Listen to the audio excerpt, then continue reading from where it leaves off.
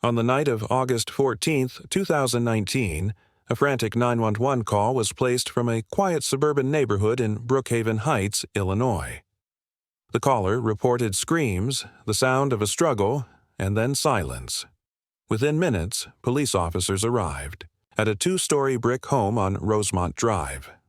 Inside, they found 30-year-old Claire Donovan lying unconscious on the living room floor, blood pooling beneath her head from a fatal blow. But what caught investigators off guard wasn't just the brutality of the scene. It was the chilling detail that her closest friend, the woman she trusted most, had been the last person to see her alive. The crime scene revealed no forced entry, no sign of burglary, and no struggle beyond the immediate area of the attack. On the kitchen counter sat two half-empty glasses of wine. A handbag belonging to Claire's best friend, Melissa Harper, was discovered in the corner of the room, untouched. The arrangement suggested not a random intruder, but someone Claire had willingly invited into her home.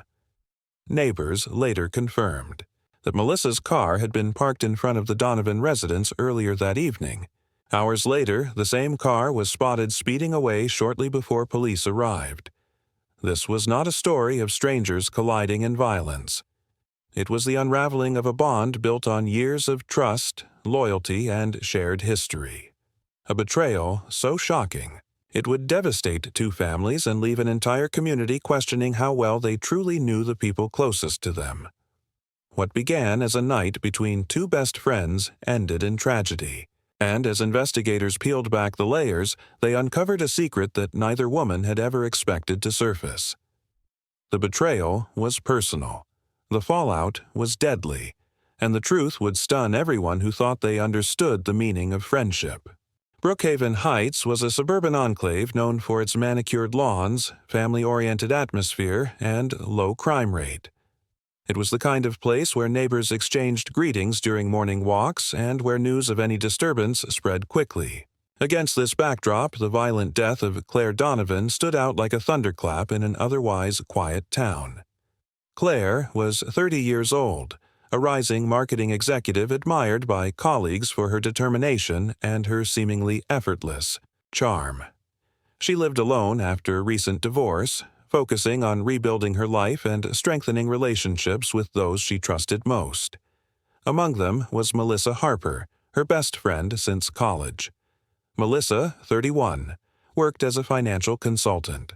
She was often described as outgoing, confident, and fiercely protective of those close to her. The two women were inseparable, frequently seen together at restaurants, gyms, and local gatherings. Their friendship was viewed as unshakable, a model of loyalty and trust. To outsiders, Claire and Melissa represented stability and mutual support. But behind the public image, fault lines had already begun to form. When detectives began piecing together the events of that August night, they quickly realized that the story was not about an intruder or random violence. It was about betrayal from within the tightest of circles. On the evening of August 14, 2022, Claire Donovan's neighbors recalled hearing nothing unusual. Her townhouse on Willowbend Court was dark except for the soft glow of a lamp in the upstairs window. By the next morning, however, police tape sealed the area, and investigators were documenting one of the most unsettling crime scenes Brookhaven Heights had ever witnessed. Claire was found in her bedroom, sprawled across the floor near the foot of her bed.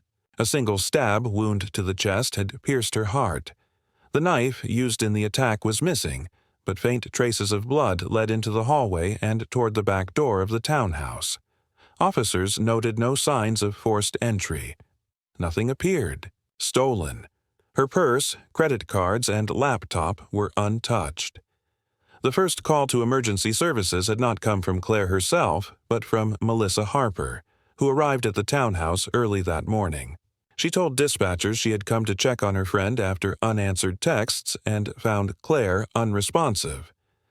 Responding paramedics pronounced Claire dead at the scene. At first glance, Melissa's arrival seemed like an act of concern, but police quickly noted inconsistencies. Her clothing bore faint smudges that looked like dried blood. which she claimed came from cradling Claire's body while waiting for paramedics. Detectives marked the detail but did not confront her immediately. Officers canvassed the neighborhood. One witness recalled seeing a woman matching Melissa's description near Claire's home late the previous evening, though the sighting was not confirmed. Security cameras from the corner of Willowbend and Ashcroft showed a vehicle resembling Melissa's silver sedan driving past Claire's block around 10:47 p.m. The medical examiner placed Claire's time of death between 10:30 and 11:80 p.m., a timeline that matched the sighting of the car. In the hours following the discovery, Melissa attempted to insert herself into every aspect of the investigation. She contacted Claire's family, helped coordinate funeral arrangements, and gave multiple statements to detectives about Claire's state of mind in the weeks before her death. According to Melissa, Claire had been struggling emotionally after her divorce, and she suggested the possibility of self-harm. But forensic evidence told a different story. The stab wound showed clear force and intent, inconsistent with suicide. The lack of defensive injuries suggested that Claire may have trusted her attacker enough to let them get close before the fatal strike. When police examined Claire's phone, they found a series of text messages exchanged between her and Melissa on the night of the murder. The last message sent from Claire's phone at 10:21 p.m. was directed to Melissa, confirming plans for the two to meet briefly that evening. Melissa admitted to visiting Claire but claimed she left before 10:30 p.m., saying Claire wanted to be alone. The absence of a weapon complicated the case, but investigators believed the killer had removed it from the scene. Searches of nearby dumpsters and drainage systems turned up nothing. Yet traces of blood were later found inside the trunk of Melissa's car, a discovery she explained by saying she had helped transport some of Claire's belongings during her move after the divorce. As suspicion mounted, Melissa kept a public face of grief and loyalty. She delivered a tearful eulogy at Claire's memorial service, speaking about their bond and the depth of her loss. To outsiders, her performance was convincing. But behind closed doors, detectives were piecing together evidence that suggested the opposite. Melissa Harper was not only the grieving best friend, but also the prime suspect in Claire Donovan's murder. The crime shocked Brookhaven Heights not only for its brutality, but for the betrayal at its core. This was no random act of violence. It was a killing that took place within the sanctuary of trust between two women who had once been inseparable. And from the earliest hours of the investigation, the evidence pointed inward, toward the very person who claimed to be Claire's protector. From the moment Claire Donovan's body was discovered, the Brookhaven Heights Police Department treated the case as a homicide. Detective Ryan Calloway, a seasoned investigator with 2 decades of experience in violent crimes, took lead. His approach was methodical: secure the scene, preserve evidence, and build a timeline. The forensic team began with the townhouse itself. The lack of forced entry suggested that Claire had either willingly allowed her killer inside or that the perpetrator possessed a key. Neighbors confirmed that Claire was careful about locking her doors, particularly after her divorce. That detail made the absence of a break-in more significant. Whoever killed her likely had her trust. The blood evidence was minimal. Just a single trail leading from the bedroom to the back door. The killer had been careful, cleaning up enough to avoid obvious traces, but not meticulous enough to erase every sign. A small smear on the doorknob matched Claire's blood type, confirming the exit route. Detectives next turned to Claire's phone records. The text exchange with Melissa Harper became a focal point. The last outgoing text from Claire at 10:21 p.m. was short. "See you soon." Melissa's phone records confirmed that she had been in the area during the time of death, contradicting her statement about leaving before 10:30 p.m. Cell tower pings placed her device within a half-mile of Claire's townhouse until at least 10:50 p.m. Police then obtained security footage from nearby homes and businesses. At 10:47 p.m., a silver sedan drove past the intersection near Claire's block. The vehicle's make and model matched Melissa's car. While the license plate was partially obscured, Detectives noted distinctive bumper damage identical to Melissa's sedan. When investigators impounded her vehicle, a preliminary luminol test revealed faint traces of blood in the trunk. The stains were small but consistent with transfer, not spillage. Forensic testing later confirmed the blood matched Claire Donovan's DNA. Melissa insisted that the blood came from Claire accidentally cutting herself weeks earlier when the two were moving boxes together. The explanation raised more suspicion. Then it resolved. Financial records provided another breakthrough. Just days before Claire's murder, Melissa had withdrawn nearly $5,000 in cash. Detectives suspected she may have used the money to dispose of evidence or secure cooperation from someone else. No immediate link was found, but the unusual transaction was documented as part of the growing case. Meanwhile, Claire's laptop revealed emails that hinted at tension between the two women. Though not overtly hostile, the messages suggested that Claire had been distancing herself from Melissa in recent months. Friends later told police that Claire believed Melissa had become increasingly possessive and unstable. Still, nothing in. Those exchanges pointed directly to violence. The autopsy report, however, left little doubt about the killer's intent. The stab wound to Claire's chest was delivered with precision and force, aimed directly at the heart. The medical examiner concluded that the attack was not spontaneous, but deliberate. It was a single, fatal strike intended to ensure death. Detective Calloway then ordered a digital forensic sweep of Melissa's phone. While no incriminating texts about the murder were found, the device history showed multiple late-night internet searches in the weeks prior. Phrases like "how to clean blood" from clothing, missing murder weapon disposal, and stab wound survival rate raised alarms. Though circumstantial, the searches strengthened the theory that the crime had been premeditated. Detectives pressed further. Phone records revealed Melissa had deleted several calls made on the night of Claire's murder. One of those calls, reconstructed through carrier logs, was placed at 11:12 p.m. to an unknown prepaid number that was later traced to a burner phone discarded near a bus stop downtown. The timing placed Melissa still active after leaving the crime scene. For weeks, Melissa maintained her innocence, insisting she had nothing to do with Claire's death. She portrayed herself as the grieving best friend, cooperative with detectives, and devastated by the loss. But every layer of evidence uncovered contradicted her narrative. The turning point came when detectives obtained surveillance footage from a gas station 2 miles from the crime scene. At 11:03 p.m. on the night of the murder, a camera recorded Melissa exiting her silver sedan and discarding something in a dumpster behind the station. By the time police searched the dumpster, it had already been emptied, but receipts from the gas station placed Melissa at the location at the precise time investigators believed she was disposing of evidence. With mounting evidence, police obtained a warrant to search Melissa's home. Inside, they found clothing consistent with what witnesses had described her wearing the night of the murder. Though recently laundered, forensic testing revealed microscopic traces of Claire's blood near the seams of the fabric. A pair of gloves was also recovered, one bearing a faint smear that matched the DNA profile of the victim. Piece by piece, the puzzle came together. The evidence trail was damning. The text messages that placed Melissa with Claire at the time of death. The security footage showing her car near the townhouse.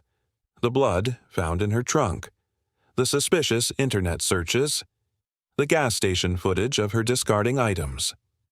Detectives had built a timeline that placed Melissa Harper at the scene, established her actions before and after the crime, and connected her to the physical evidence. The theory was clear. She had arranged to meet Claire that night, entered the townhouse willingly, and delivered a fatal stab wound before removing the weapon and fleeing. By mid-September 2022, a month after the murder, Melissa was officially arrested and charged with second-degree murder. Her arrest sent shockwaves through Brookhaven Heights. To many, she was the grieving friend who had stood front and center at the memorial.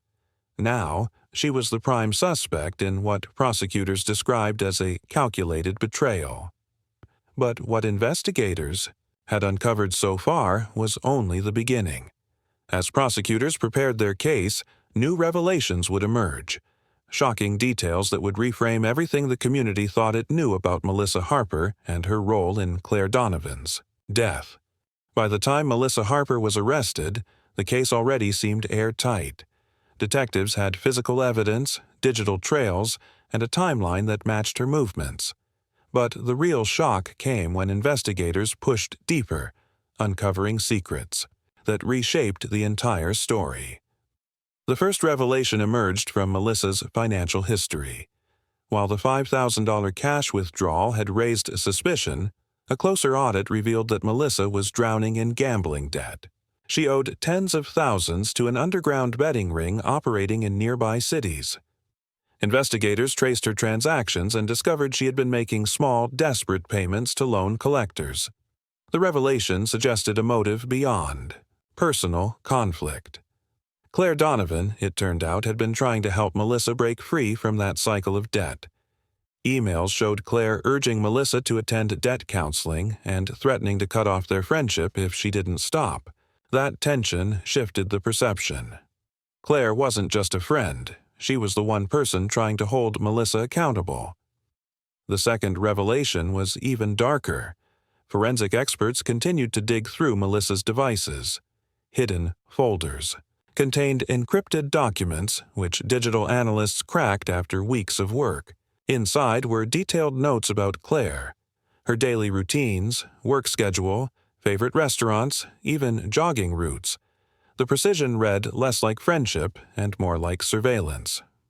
Investigators concluded Melissa had been tracking Claire for months, almost obsessively. It wasn't just anger, it was control. Then came a break no one expected. During a review of the burner phone records, detectives linked the unknown prepaid number Melissa had dialed to another suspect, Evan Torres, a handyman who had occasionally worked for Claire's property management company. Torres had a prior record for theft and illegal weapons possession.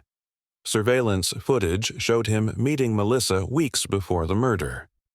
Investigators initially assumed he might have been hired to dispose of evidence.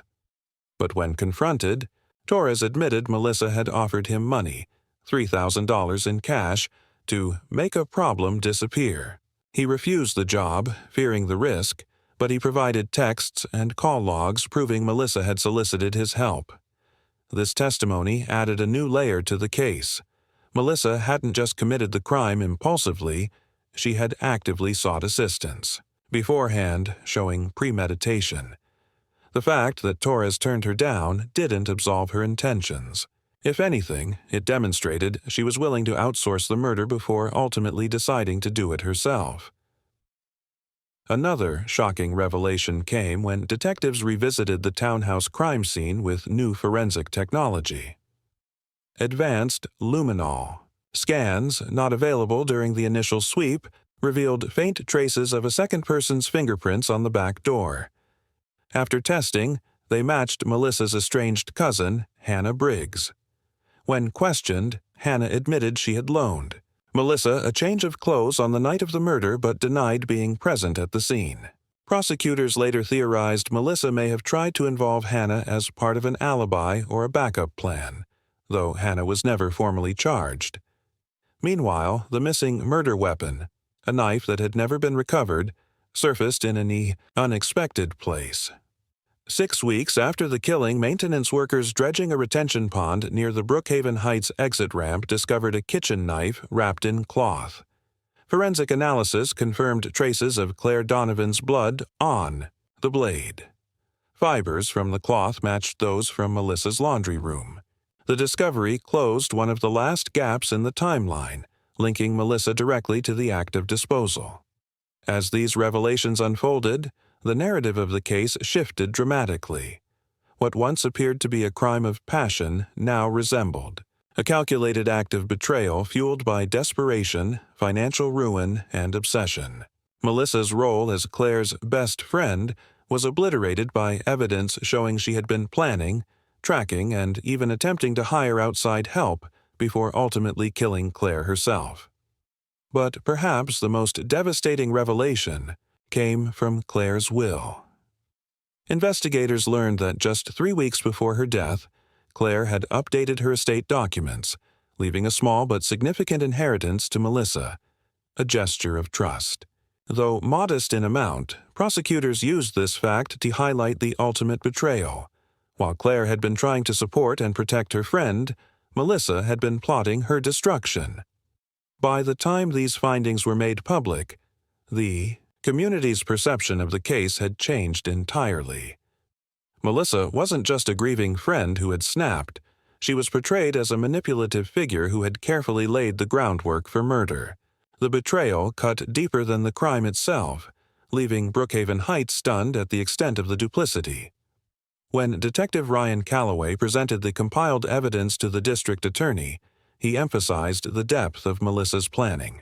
Phone records, financial debts, surveillance notes, attempts to solicit help, and the eventual disposal of the weapon painted a damning portrait. The prosecution was confident. Melissa Harper wasn't just guilty. She was methodical. The stage was set for trial, and the revelations ensured that it would not simply be about guilt or innocence, but about how far one person could go to destroy the life of someone who had trusted them most. Melissa Harper's trial opened in the Fulton County Courthouse, drawing heavy attention from both local residents and national media outlets. The courtroom was packed, with reporters lining the back row and members of Claire Donovan's family, seated directly behind the prosecution's table. The tension was immediate. This wasn't just another homicide case. It was a betrayal narrative that had already shaken the community. The prosecution's case was built methodically, starting with the financial records. Jurors were shown Melissa's bank statements, highlighting the large cash withdrawals, her mounting gambling debts, and the unusual spending patterns leading up to the crime. These documents framed her as a woman cornered by financial ruin and willing to cross any line to solve it. Next came the digital forensics. Prosecutors presented Melissa's encrypted files, decrypted by analysts, which mapped out Claire's routines in unsettling detail. Jurors saw screenshots of Claire's work calendar, GPS data of her jogging routes, and even photos Melissa had secretly taken. The effect was chilling. What had once been framed as friendship now looked more like targeted surveillance. The testimony of Evan Torres was another critical piece. Taking the stand, Torres described in blunt terms how Melissa had approached him with an offer of $3,000 to make a problem disappear. Though he had refused, the existence of those texts and call logs left no room for doubt. The jury could see that Melissa had premeditated the killing, exploring multiple avenues before carrying it out herself. Forensic scientists then introduced the most damning physical evidence: the knife recovered from the retention pond. They showed how the blood matched Claire Donovan's DNA profile and how fibers from the cloth wrapping matched Melissa's laundry. Even though the blade had corroded, enough biological evidence remained to eliminate any ambiguity. The defense tried to counter by painting Melissa as a woman spiraling under pressure, arguing that the killing was spontaneous and not premeditated. They leaned heavily on her gambling addiction, attempting to portray it as an illness that clouded her judgment. They suggested the surveillance files were exaggerated notes taken in a state of paranoia rather than malicious planning. But each attempt was undercut by the hard evidence. The prosecution emphasized the betrayal angle. They reminded jurors that Claire had not only tried to help Melissa escape her debts but had also named her in her will just weeks before her death. The symbolic weight of that inheritance resonated. Prosecutors argued that Melissa had exploited Claire's kindness to gain trust, only to turn against her in the most violent way possible. Witness testimony from Claire's family further solidified the narrative. They described how Claire often spoke of Melissa as a sister and believed she was the one person Claire could count on. For the jury, hearing how trust was weaponized made the betrayal sharper and the crime more unforgivable. As the trial progressed, it became increasingly clear that Melissa's defense team had little ground to stand on. The combination of financial, motive, premeditation evidence, and forensic proof created a case that was nearly impossible to dismantle. Jurors sat through days of testimony, but the momentum was firmly on the side of the prosecution. When closing arguments arrived, the prosecution framed the case in simple, decisive terms. Melissa Harper had been given every chance by Claire Donovan to turn her life around. Instead, she chose to stalk, manipulate, and ultimately kill the one person who had stood by her. They emphasized that this wasn't just murder, it was a calculated betrayal. The defense countered with pleas for leniency, urging jurors to see Melissa as a broken woman, not a cold-blooded killer. But the weight of the evidence was undeniable. Deliberations lasted less than a day. The jury returned with a unanimous verdict, guilty of first-degree murder. Melissa Harper was sentenced to life in prison without the possibility of parole.